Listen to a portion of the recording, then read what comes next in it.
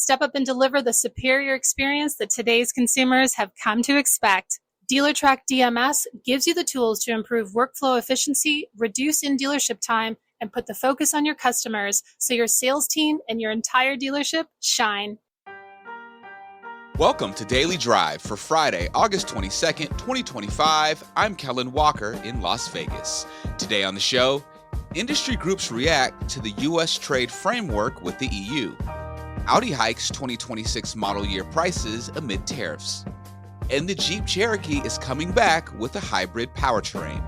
Plus, Protective Asset Protection's Rick Kurtz joins the show to talk about how F&I offices can leverage the new tax deduction on auto loan interest. With all of these bigger picture issues, political, global, macroeconomic, it still comes down to understanding your customer and understanding the transaction. Let's run through all the news you need to know to keep up in the auto industry. This just in, as of recording time, Canada will announce today that it's removing many retaliatory tariffs on U.S. goods. That's according to a source familiar with the matter who spoke with Canadian press. The person says Canadian tariffs on U.S. autos, steel, and aluminum will remain for now. Bloomberg News was first to report the move earlier Friday. Sources have also confirmed the broad details to CBC News. While the new U.S. trade framework and European Union is promising, automakers and suppliers are still waiting for critical details. Jennifer Savavian is CEO of Autos Drive America, a group that advocates for international automakers in the U.S. She says it's encouraging that the U.S. will reduce tariffs to 15% once the EU introduces legislation to enact lower tariffs. That's going to be very helpful when it comes to imported vehicles and parts. But I would say, as far as the standards, there's a lot we still don't know, right? There's a lot that wasn't, it was only a couple-page framework that we saw today. Savavian was speaking on Thursday's Automotive News Congress Conversation livestream. You can watch the full conversation on our Automotive News LinkedIn, Facebook, and YouTube pages. Audi of America imports each vehicle it sells in the U.S. The German luxury brand is applying some hefty price increases across its portfolio for the 2026 model year as it grapples with tariffs.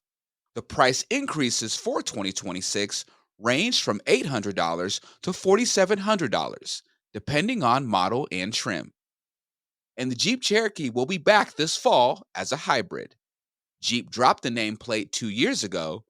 Now it's back with a boxy aesthetic with sharp edges similar to earlier models. The brand says it achieves an estimated 37 miles per gallon combined. Jeep said it can travel 500 miles on a full tank of gas. Jeep hopes it can be a volume player in the mid-size utility segment like its predecessor, which peaked at about 240,000 sales in 2018. And those are today's headlines. You can find more details on all those stories at autonews.com.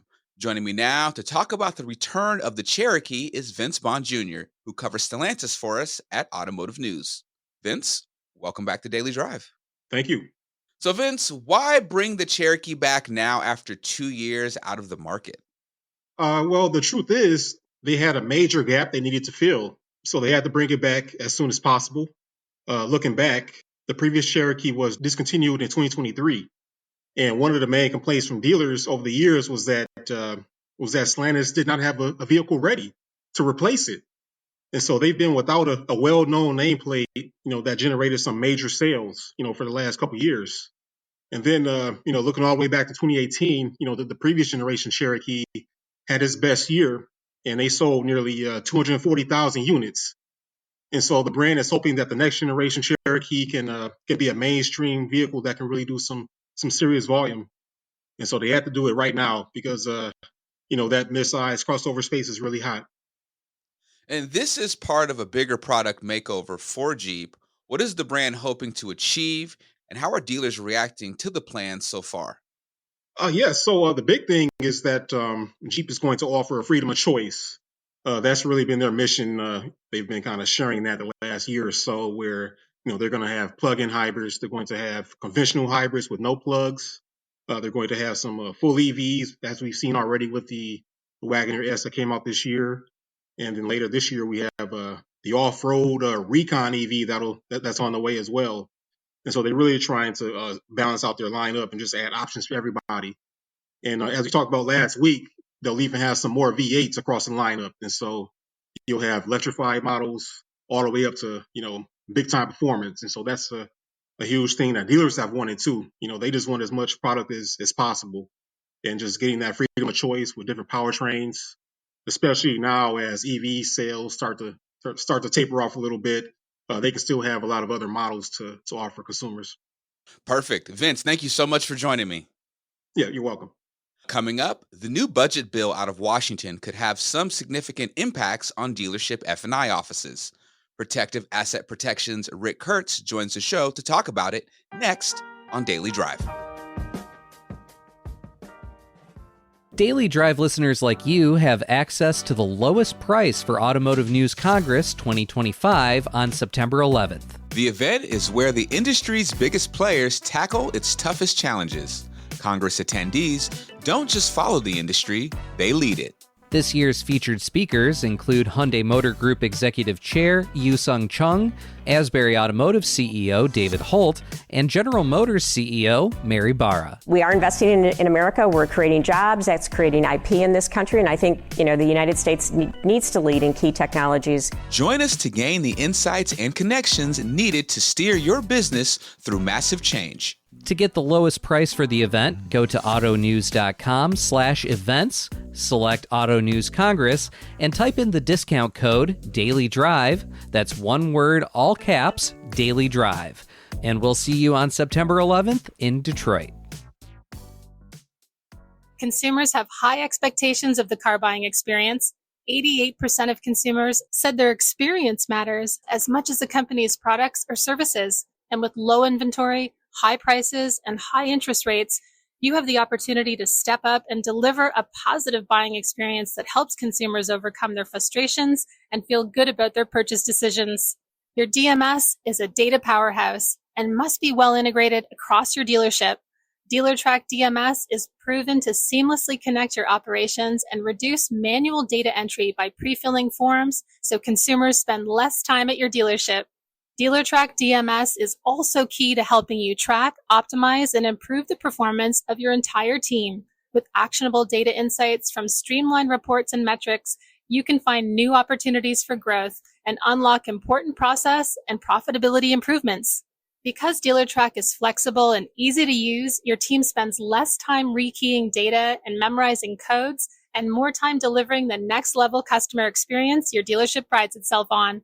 Bottom line, DealerTrack DMS improves workflow efficiency and puts the focus on your customers so your sales team and your entire dealership shine.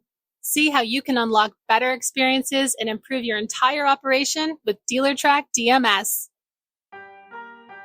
Welcome back to Daily Drive. I'm Kellen Walker. The passage last month of H.R. 1, also known as the Big Beautiful Bill, presents a mixed bag for dealership F&I offices. Rick Kurtz is Senior Vice President at F&I product provider Protective Asset Protection. He spoke with Automotive News Senior Retail Editor Dan Shine about how the budget law could affect dealer profits. Rick, great to have you back once again for the F&I Friday edition of Daily Drive. Hey, Dan, thanks. I always appreciate the opportunity to chat with you. So back in July, the big, massive H.R. 1, known by some as the Big Beautiful Bill, beauty in the eye of the beholder, obviously, but passed through Senate and the House and has some impacts on auto dealerships. There's bonus depreciation for floor plan financing and S-Corp pass-throughs and estate tax exemptions. It would sound more like a accounting podcast and an automotive podcast, so we'll skip all those things. But for F&I folks, there's a couple of takeaways there that could have some impact on their business. Give me overall what your view on HR 1 is and what F&I folks should be paying attention to. Yeah. Well, first of all, Dan, kudos for you for digging into the bill, because some of those benefits that you just rattled off are incredibly important to the U.S. auto dealer. In terms of facilities, investments, tax planning, estate planning. So, but that's a different discussion, that one probably. But I think the most glaring inclusion in the bill in terms of consumer impact is the interest deduction, right? Mm-hmm. deduction of up to $10,000 in interest on auto loans. Obviously, it's not applicable to everyone. There's some income phase outs and things like that. It's not applicable to used vehicles.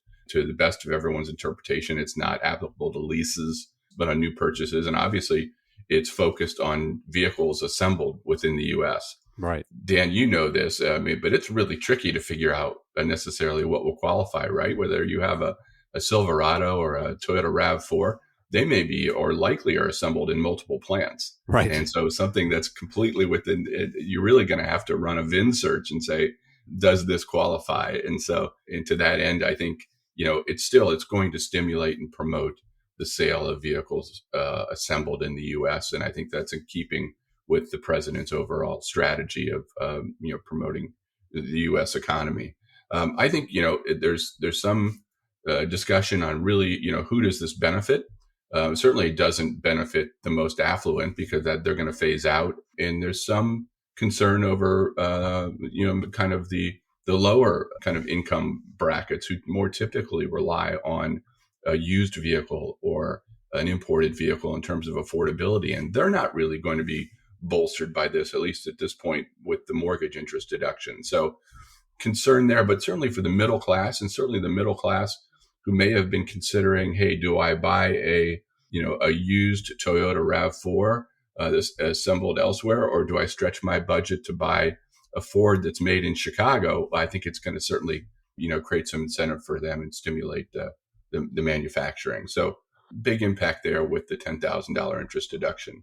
I think there's a couple other things, Dan, too, sort of tangentially related to F&I. One is the way the treatment of the CAFE standards, right? Mm-hmm. By sort of governmental protocol, they could not eliminate or change the CAFE standards, but the penalties for non-compliance to CAFE standards was reduced to zero. So that, so you can, they're there and they're posted and they're still, but, if we catch you kind of falling short, we're going to fine you $0. And so I think that's going to say, hey, what does that do? I think the intent was to really increase affordability for consumers, because theoretically you take the OEMs and you say, okay, I don't need to invest as much in R&D to comply with CAFE standards. But I believe, in my estimation, that might be a bit of a false foundation, because CAFE standards are still in place everywhere else in the world. So manufacturers would have a difficult time saying, well, we're going to reduce our R&D expense and pass that along to consumers in the U.S. But at the same time, because auto manufacturing is a global proposition, we do have to conform globally as well. So I don't know that that'll have all the impact, perhaps, that maybe it's anticipated to. You're assuming that automakers will pass those savings on to the consumer in that sticker price, which may not happen. But yeah, I understand the intent there. That right, there's that R&D expense maybe reduced for manufacturers. Yeah, and we're not even in the scope of this discussion, Dan. We're leaving tariffs on the sideline. That sort of plays in here as well in terms of costs and things, right? So. Yeah, we only got 5 to 8 minutes. We don't, tariffs. We might be here all day. But I think if you look at these in the aggregate, it's very, very interesting. And then I think the other significant impact that I would say is really EVs, right? The elimination of the EV credits on a new and used basis, and what's the impact there? I think for auto retailers that have invested heavily in EV platforms, EV inventory, manufacturers that are heavy into EVs, certainly it's going to require a pivot. But then at the same time, I think whether it's CAFE or whether it's EV, the manufacturers and even retailers to a much lesser extent, they need to be looking down the road and saying, with the next president, will these be, reestablished or reinstituted? And then if I choose right now to sort of let these drift away, will I be in a less advantageous position should these requirements or these benefits be reinstituted upon the next election? So really interesting versus the near term, midterm, and long term strategy. And it just goes back to, the F&I folks in the F&I office probably need to do their homework and kind of study up a little bit on what all these things mean. And they do a great job of this, of just kind of adjusting to the market and to the consumer, and, still be able to offer them, these kind of voluntary protection products and other things, add-ons that will kind of maybe help them, finance a vehicle and protect it, for, however long they own it. Yeah. Because we still have I think the overriding pressures are those macroeconomic trends, Dan, that I'm sure you're well aware of. Inflation, higher interest rates, and coupled, they create affordability issues, right? Those don't go away. This may, in some sort of segment, soften that blow, but I think those are still going to remain the dominant features for the consumer. And as it goes to F&I specifically, I think you're absolutely right.